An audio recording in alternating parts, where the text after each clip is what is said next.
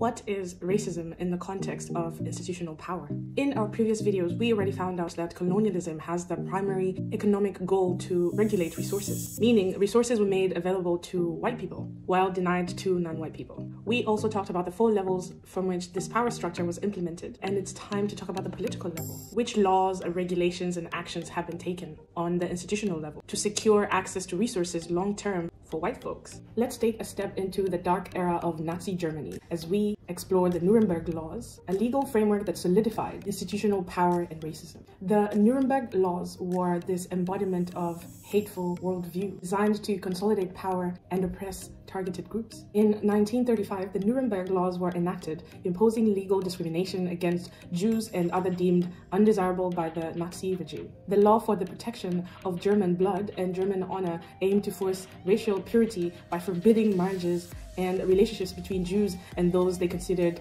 Aryans. The Reich citizenship law stripped Jews of their German citizenship, degrading them to second-class citizens devoid of basic rights.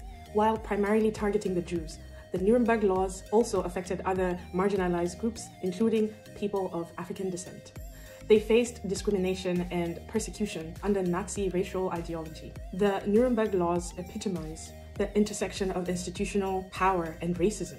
They served as legal instruments to enforce a supremacist ideology, granting the Nazi regime control over people's lives. With the police and the military, there have been instances where they would enforce those laws.